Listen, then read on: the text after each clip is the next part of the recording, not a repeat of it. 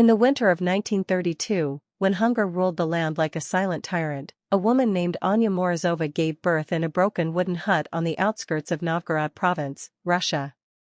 Snow crept through the cracks in the walls, the wind howled like a mourning spirit, and there was no midwife, no family, no warmth, only pain, fear, and stubborn will. Anya bit down on her scarf to keep from screaming. She would not let the neighbors hear. Pride had always been her shield, even when it wounded her. When the baby finally cried, a thin, trembling sound, Anya wept, not from joy, but from exhaustion and terror. She named the child Elena. The name meant light, though at that moment, Anya could see none. The child's father, Dmitry Volkov, had fled months earlier. A city man. Educated. Promised love, then disappeared when rumors of famine and political arrests spread. Anya never spoke his name again. In her heart, he was dead. Elena grew up knowing hunger before she knew laughter. Anya raised her with iron discipline, believing tenderness was a luxury they could not afford. Every smile was restrained. Every mistake punished with silence harsher than words. "I am hard on you so you will survive," Anya would say. But Elena did not understand survival, only loneliness.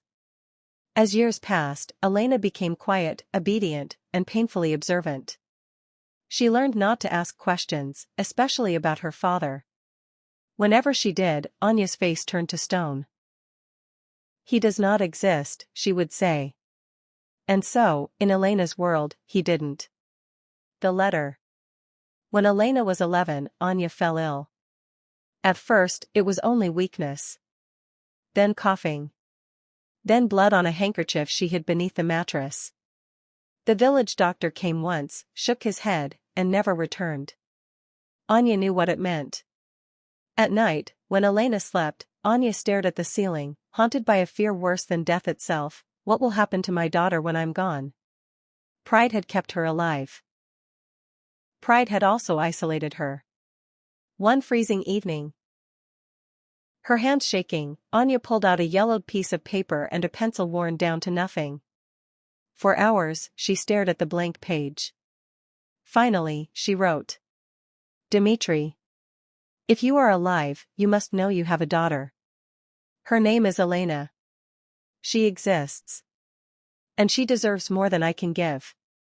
Every word felt like betrayal, to herself. She did not ask for love.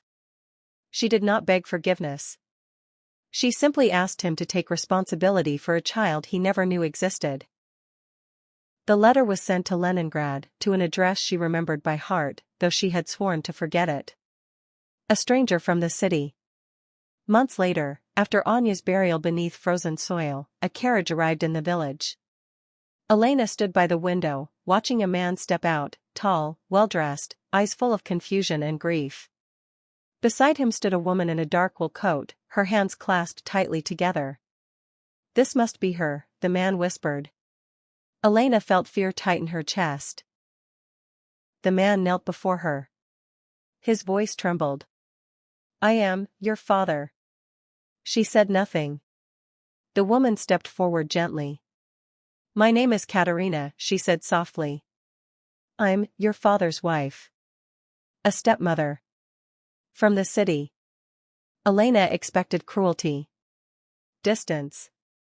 Pity. Instead, Katerina removed her gloves and wrapped Elena's cold hands in her own, warm, steady, alive. The long winter. Life in Leningrad was overwhelming. Noise, crowds, warmth that felt unfamiliar. Elena slept poorly, spoke little, and watched everyone closely, expecting disappointment. Dmitry tried, awkwardly, clumsily. He brought gifts. Books. Dresses. But guilt hung over him like a shadow. Katerina, however, did not force love. She waited. When Elena cried at night, Katerina sat by her bed, humming quietly. When Elena refused food, Katerina cooked dishes from the countryside, learning recipes from memory. Once, Elena broke a teacup by accident. She froze, waiting for anger. Katerina only said, "Are you hurt?" No one had ever asked her that before. Still, Elena's heart remained closed. Truths uncovered. One evening, Elena overheard Dmitri arguing with himself in the study. "I didn't know," he whispered, holding Anya's letter. "If I had known." Elena entered the room silently. "You left her," Elena said. Her voice was calm, but deadly. Dmitri fell to his knees. "I was afraid," he admitted. "Not of you. Of the world. Of war. Of becoming useless." Elena felt rage rise, but also something unfamiliar. Understanding. She turned to Katerina. "Why are you kind to me?" Katerina answered honestly. "Because love isn't blood. It's choice." Spring. Years passed. Elena grew into a young woman, strong, educated, and still carrying scars of her childhood. But slowly, those scars softened. She began calling Dmitri father. Not because she had forgotten, but because she had forgiven. And Katerina? Elena called her mama.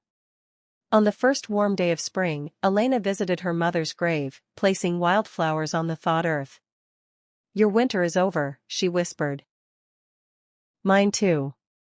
Above her, the snow melted. And for the first time, Elena felt that even the coldest heart could learn to bloom.